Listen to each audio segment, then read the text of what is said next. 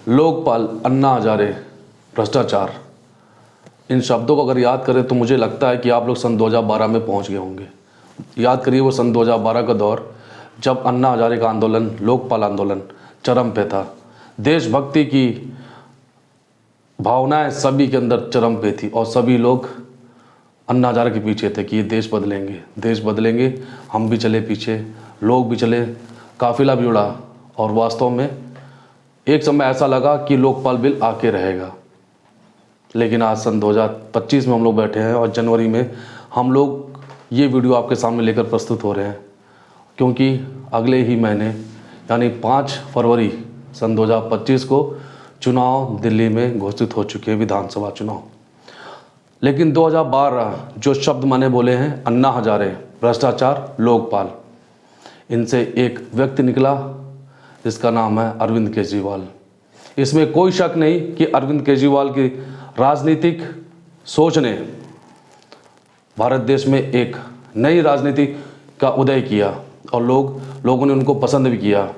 तो 2013 के चुनाव, विधानसभा चुनाव दिल्ली के, आम आदमी पार्टी अरविंद केजरीवाल के नेतृत्व में कांग्रेस को धूल चटा दिया, यानी उसको सत्ता से बाहर कर दिया। और मेरे यकीन मानिए ये वही दौर था सन 2013 जहां से कांग्रेस गिरती चली गई और आज 2025 तो वो उभर नहीं पाई है। उन्हीं सब चुनाव, चाहे उसके बाद में लोकसभा चुनाव हो, कहीं का भी देश में होने वाले लोकसभा चुनाव हो या किसी भी प्रदेश में होने वाले विधानसभा हो चुनाव हो, उसमें केजरीवाल फैक्टर, उसमें अन्ना हजारे फैक्टर और लोकपाल आंदोलन, ये बहुत बड़ा फैक्टर है जहाँ से कांग्रेस वापस नहीं हुई। नमस्कार, मैं दीपक कनौजिया आपका एनपीएन भारत में स्वागत करता हूं और आज हम बात करेंगे अरविंद केजरीवाल की पर्सनालिटी पर। आज हम बात करेंगे 5 फरवरी 2025 को चुनाव होने वाले जो विधानसभा दिल्ली में, उस पर आज हम बात करेंगे। अरविंद केजरीवाल के वो सभी वादों पर आज हम बात करेंगे जो उन्होंने वहाँ की दिल्ली की जनता को सपने दिखाए, क्या वो पूरे हुए या नहीं हुए।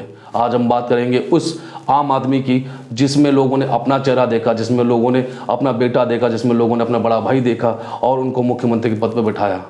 आज हम बात करेंगे केजरीवाल की। तो चलते हैं सन 2012 से वापस, जब लोकपाल आंदोलन चरम पे था और उसके बाद वहाँ से अन्ना हजारे के नेतृत्व में आंदोलन होते हुए अरविंद केजरीवाल की राजनीतिक इच्छा के चलते हुए विधानसभा चुनाव 2013 में आम आदमी पार्टी ने लड़ा और 24 सीटें हासिल करी। फिर वही केजरीवाल जिन्होंने कसम खाई थी कि मैं किसी भी भ्रष्टाचारी का साथ नहीं लूँगा, मैं इनमें से, जिसमें उन्होंने सोनिया गांधी, राहुल गांधी, लालू यादव, मुलायम सिंह यादव, अखिलेश यादव, यानी तमाम बड़े चेहरे जो भी देश में उस समय एक्टिव थे, उन सब पे उन्होंने आरोप लगाया और उनको बोला कि मैं इनके साथ कभी भी समझौता नहीं करूँगा। लेकिन 2013 में जैसे ही चुनाव 24 सीट पर आती है, आम आदमी पार्टी जीतती है, तो आपको याद होगा कांग्रेस के साथ वो सरकार बनाती है और मात्र 49 दिन की सरकार के चलने के बाद में आम आदमी पार्टी अपना समर्थन वापस ले लेती है, जहां से वो सरकार गिर जाती है।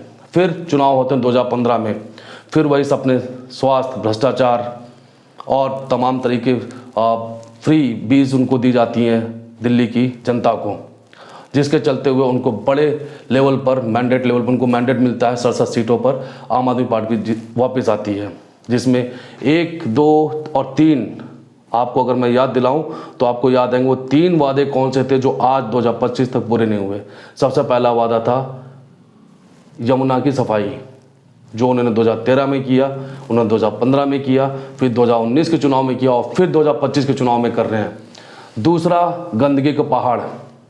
तो आपको पता होगा दिल्ली में ओखला नाम की एक जगह है जहाँ पर गंदगी के पहाड़, अगर आप देखोगे उस पहाड़ को आप दूर से देख सकते हो, उसकी स्मेल जो ऐसी इतनी बुरी है कि आप समझ नहीं सकते कि वहाँ के रहने वाले आसपास के लोग कई बीमारियों से ग्रसित हैं। उसको भी केजरीवाल ने कहा था, 2013 में कहा, फिर 2015 में कहा, फिर 19 में कहा और आज फिर 2024-25 में उन्होंने कहा कि हमको एक बार फिर मौका दीजिए और हम ये गंदगी का पहाड़ हटा देंगे। फिर तीसरा अगर आप बात करेंगे तो उन्होंने एक वादा और किया था, वो ये वादा था कि हम हर घर में ऐसा सुविधा कर देंगे कि हर घर का आदमी टोटी से पानी पिएगा।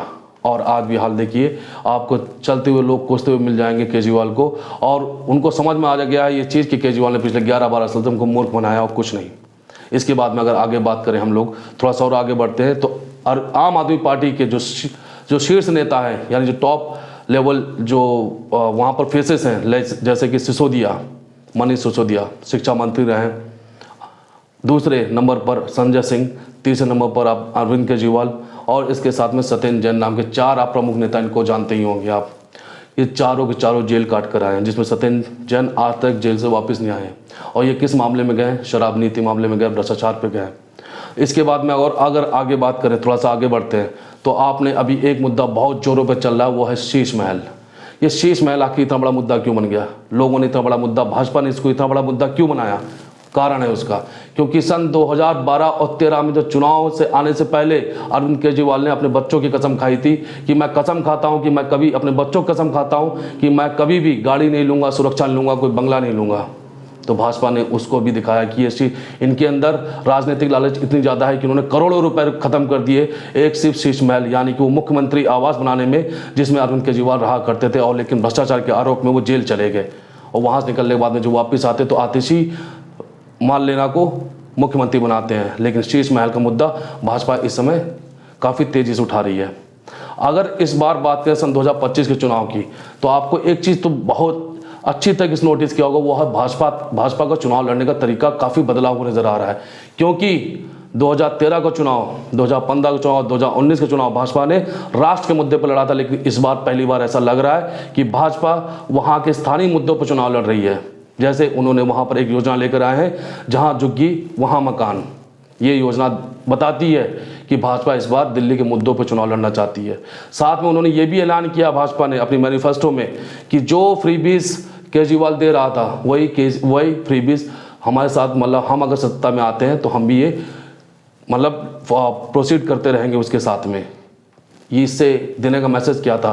केजरीवाल और आम आदमी पार्टी ये बता चाह रही थी जनता को कि अगर मैं सत्ता में नहीं आया वापस, तो भाजपा वापस आकर तो इन सभी योजनाओं को बंद कर देगी। इसी वजह से अब भारतीय जनता पार्टी ने ये मैसेज पहुंचाया पूरी दिल्ली में कि नहीं, हम वो जो वादे हैं उनको आगे लेकर चलते रहेंगे, जो कि वो योजना आगे लेकर चलते रहेंगे जो कि केजरीवाल ने वहाँ की स्थानीय जनता को दे रखा है।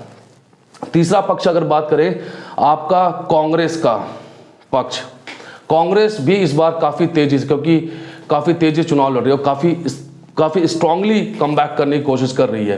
कैसे? आप देखिए नई दिल्ली का चुनाव, वहाँ पर 3 कैंडिडेट हैं, प्रवेश वर्मा, अरविंद केजरीवाल, और तीसरे हैं संदीप दीक्षित, जो कि पूर्व मुख्यमंत्री शीला दीक्षित के बेटे हैं। ये वही शीला दीक्षित है जिन पे अरविंद केजरीवाल ने आरोप लगाए थे। शायद सुबह शाम पानी पीते पीते उनको कोसते थे कि शीला दीक्षित ऐसी, शीला दीक्षित वैसी, शीला दीक्षित फलाने। और आज यही संदीप दीक्षित इतने अटैकिंग मोड में है कि आज अरविंद केजरीवाल को कतई भी माफ़ करने के मोड में नहीं है। बात बात पर अरविंद केजरीवाल की हर गलती को निकालकर वो प्रेस कॉन्फ्रेंस करते हैं और इधर आरोप प्रत्यारोप चलता रहता है। तो आप देखिए कि कांग्रेस भी अपने पूरी तरीके से अटैकिंग मोड पर आम आदमी पार्टी पर है। और क्योंकि आज जो आम आदमी पार्टी के पास जो वोटर्स हैं वो पूरे वोटर शिफ्ट हुए हैं और कांग्रेस के।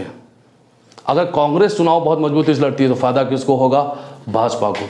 दूसरा अगर आप देखें, दूसरी सीट अगर आप देखें कालका में कौन? आतिशी, यानी वर्तमान मुख्यमंत्री दिल्ली की आतिशी। दूसरे हैं बुदिउड़ी और तीसरे हैं आपके अलका लांबा। तीनों नेता बहुत ही कद्दावर नेता हैं। रमेश बिधूड़ी भाजपा के कद्दावर नेता हैं, कभी ये सांसद हुआ करता था, लेकिन इस बार लोकसभा के चुनाव में भारतीय जनता पार्टी ने इनको टिकट नहीं दिया। शायद इनको बचा के रखा था कि क्योंकि इनके पास जनाधार है, इनके पास बड़ा जनाधार है, इनको बचा के रखा था स्टेट असेंबली के इलेक्शन में। और स्टेट असेंबली के जैसे डिक्लेरेशन होता है, रमेश बिधूड़ी को कालका से आतिशी मालेना के सामने से उतार दिया जाता है। लेकिन अलका लांबा भी छोटा चेहरा नहीं है, अलका लांबा भी बहुत प्रतिष्ठित चेहरा है कांग्रेस पार्टी में। और तीसरी है आतिशी मालेना। अगर आतिशी मालेना और अलका लांबा में काफ़ी अच्छी लड़ाई होती है तो फिर फायदा किसको होगा? भाजपा को। इसके बाद में चौथी पार्टी अगर AIMIM की अगर आप बात करें तो AIMIM का मुस्लिम वोटों पर काफ़ी बड़ा प्रभाव है। इसको आप भी इग्नोर नहीं कर सकते, हम भी इग्नोर नहीं कर सकते। आप भी जहाँ पर भी मुस्लिम मेजोरिटी है आबादी, वहाँ पर AIMIM अपने कैंडिडेट उतार रही है। इसका भी नुकसान आम आदमी पार्टी को झेलना पड़ेगा। यानी कि इस बार 2025 का चुनाव स्टेट असेंबली जो होने वाला है अरविंद केजरीवाल के लिए काफ़ी मुश्किल है और काफ़ी कांटों भरा है। लेकिन इसको लेकर भाजपा भी इसका फ़ायदा उठाना चाहती है, क्योंकि भाजपा चाहती है जितनी मजबूती से आम आदमी पार्टी, कांग्रेस और AIMIM लड़ेंगे आपस में, उतना ही फायदा भाजपा को होगा। लेकिन इसके आगे अगर बात करें हम लोग कि स्वाति मालीवाल का एक मुद्दा, ये भी एक बहुत बड़ा मुद्दा जो कि थप्पड़ कांड हुआ था। आपको याद होगा पिछले साल स्वाति मालीवाल को मुख्यमंत्री ऑफिस के अंदर ही मुख्यमंत्री के जो सचिव हैं उन्होंने थप्पड़ मारे थे, जो कि राज्यसभा सांसद है आम आदमी पार्टी से। उसके बाद स्वाति मालीवाल ने बगावत कर दिया है केजरीवाल के खिलाफ। ये भी एक बहुत बड़ा मुद्दा है। इसके साथ में अगर आगे चलते हैं हम लोग, तो शराब और भ्रष्टाचार जैसे जो मुद्दे हैं, शराब का आपको याद होगा जब गोवा का चुनाव था उससे पहले आम आदमी पार्टी एक शराब नीति लेकर आती है जिसमें एक बोतल पर एक बोतल फ्री, एक क्वार्टर पर एक क्वार्टर फ्री। यहाँ पर और जैसे ही भाजपा इसको पकड़ती है उसके बाद वो नीति वापस कर देते हैं। तो यहाँ पर जांच होती है, सीबीआई जांच होती है और पूरे और कई पेजों की रिपोर्ट फाइल होती है। उसमें सीधे तौर पे अरविंद केजरीवाल, मनीष सिसोदिया और संजय सिंह को आरोपी बनाया जाता है, और जिसकी वजह से 8 से 9 महीने अरविंद केजरीवाल जेल काट कर भी आए, मनीष सिसोदिया उससे भी लंबी जेल काट कर आए और संजय सिंह भी 5-6 महीने की जेल काट कर अंदर से आए। यानी शराब नीति जो घोटाला हुआ है, शराब घोटाला हुआ है, उसको भी भाजपा काफ़ी लंबे लेवल पर भून सकती है। इसके बाद में अगर बात करें नरेंद्र मोदी का चेहरा, आपको पता हाल ही में चुनाव हुए हैं, हरियाणा के चुनाव हुए जहां पर अनएक्सपेक्टेड जीत भाजपा को मिली है, क्योंकि वहां पर सभी को लग रहा था कि कांग्रेस सरकार बनाएगी, लेकिन मोदी जी की रैलियों ने, मोदी जी के चुनाव ने, मोदी जी के चेहरे ने वहाँ का चुनाव बदला। फिर उसके बाद चुनाव होता है महाराष्ट्र में, जहाँ पर दमदार तरीके से यानी कि अनएक्सपेक्टेड विक्ट्री भाजपा को मिली। किसके चेहरे पर? नरेंद्र मोदी के चेहरे पर। वो नरेंद्र मोदी का चेहरा दिल्ली में भी इस बार काम कर सकता है। यानी कि इस बार केजरीवाल के लिए चारों तरफ से मुसीबत ही मुसीबत है। और इसके साथ में क्योंकि एंटी इनकम्बेंसी भी है, आप समझिए 13 साल उनको हो गया है मुख्यमंत्री के पद पर, जिसमें वो 11 साल मुख्यमंत्री रहे हैं तकरीबन। और वो एंटी इनकम्बेंसी इस बार लोगों में देखी जा सकती है, क्योंकि कई लोगों को पानी को लेकर, अगर आपको याद होगा 2024 पिछले साल सितंबर अक्टूबर के महीने में जब वहाँ पर बरसात हुई थी, तो वहाँ पर बेसमेंट में यूपीएससी के एक बड़ी कोचिंग संस्था में बेसमेंट में पानी भर गया था, जिसमें 3 छात्रों की मौत हो गई थी।